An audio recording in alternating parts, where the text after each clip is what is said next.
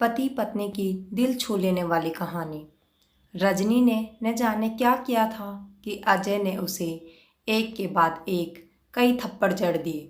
हर काम को शांति से करने वाली रजनी भी इस बार इतनी अशांत हो उठी कि उसने अपनी चप्पल निकालकर अजय की ओर फेंक दी। चप्पल अजय के बालों को छूते हुए निकल गई।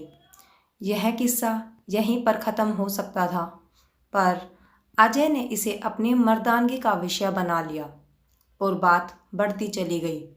रिश्तेदारों ने भी आग में घी डालने का काम किया। किसी ने कहा कि जो औरत अपने पति को चप्पल से मार सकती है वह न ही तो वफादार हो सकती है और न ही पतिव्रता। ऐसी औरत परिवार ही नहीं पूरे समाज पर कलंक है। रजनी के पक्ष वाले कहाँ पीछे रहने वाले थे। 21वीं सदी में जो स्त्री के साथ मारपीट करते हैं उन्हें तो जेल में होना चाहिए। तो कोई कहता जरूर इसे कोई और पसंद आ गई होगी, इसलिए वह मारपीट करता है। बात कोर्ट तक पहुंच गई। दोनों पक्षों ने एक दूसरे के खिलाफ केस दर्ज करवा दिया। अजय ने चरित्रहीन होने का तो रजनी ने दहेज का आरोप लगा दिया। केस 3 वर्षों से अधिक समय तक चलता रहा। इन 3 वर्षों में पति पत्नी दोनों अलग अलग रह रहे थे।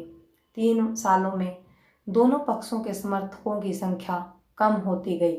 बस कुछ गिने चुने रिश्तेदार ही आते थे। अजय और रजनी की आर्थिक स्थिति भी खराब हो गई थी। ये दोनों जिन्हें अपना शुभचिंतक समझ रहे थे, पैसों की बात आते ही उन्होंने भी अपना पल्ला झाड़ लिया। अगर कोई पैसे देने को तैयार हुआ तो मोटे ब्याज पर। आखिरकार वही हुआ जो सब चाहते थे, तलाक। हर कोई खुश था, दोनों के रिश्तेदार, माता पिता और उन दोनों के वकील। लेकिन 5 सालों की सुखद शादी और एक बेटी होने के बाद मिले इस तलाक से अजय और रजनी दोनों शांत थे। लेकिन दोनों पक्षों के लोग खुशी मनाने के लिए एक ही टपरी के नीचे बैठकर चाय पी रहे थे। पति पत्नी भी इन सभी से दूर एक मेज़ पर आमने सामने बैठे थे। रजनी ने कहा, अब तो खुश हो गए ना, तुम्हारी मन की जो हो गई, मुबारक हो। तुम भी तो जीत गई, मुझसे तलाक तो तुम्हें भी मिला है, आपको भी बहुत मुबारक हो। अजय ने कहा। तलाक को तुम जीत का प्रतीक समझते हो? रजनी ने पूछा। अजय चुप रहा। थोड़ी देर की शांति के बाद अजय ने कहा, मुझे तुम्हें 5 लाख रुपए अभी और 8,000 हर महीने देने का आदेश है। अभी मेरे पास पैसे नहीं है, इसलिए हमारा मतलब मेरा सिटी वाला फ्लैट मैं तुम्हारे नाम कर देता हूँ।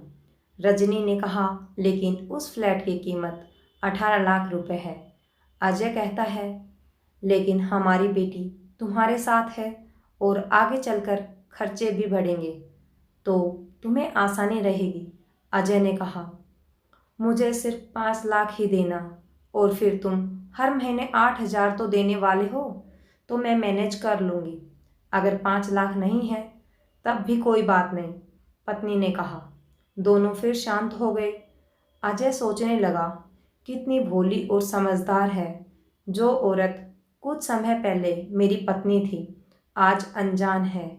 यह वही है जो कम से कम खर्चे में घर चलाती थी और पैसे बचाकर मेरे जन्मदिन पर मेरे लिए नए कपड़े लेकर आती थी।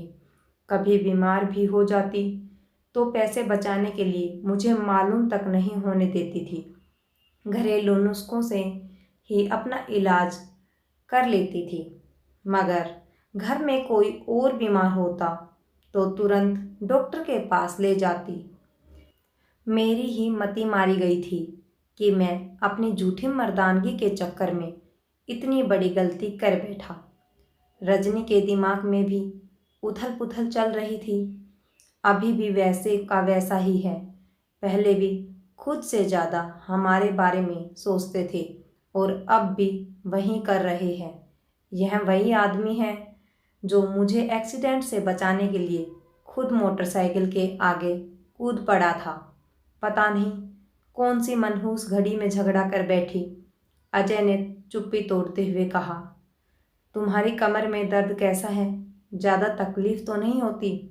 रजनी हल्की सी मुस्कुराई और कहा, अभी भी होता है। वह तो होगा ही, तुम योगा भी तो नहीं करती हो। डॉक्टर को दिखा लेना, अजय ने कहा। तुम बताओ, तुम्हारा अस्थमा कैसा है अब? क्या अब भी दौरे पड़ते हैं? रजनी ने पूछा। हाँ पड़ते हैं, पहले से ज़्यादा, क्योंकि अक्सर दवाई लेना भूल जाता हूँ। अब तुम जो नहीं हो दवाई याद दिलाने के लिए, अजय ने कहा। रजनी की आंखों में आंसू आ गए और कहा, तुम्हें मेरे चरित्र पर सवाल नहीं उठाना चाहिए था, वरना आज यह दिन नहीं आता। हाँ मैं जानता हूँ, तुम बहुत अच्छी हो, मुझसे गलती हो गई, मैं लोगों के बहकावे में आ गया था, अजय ने कहा।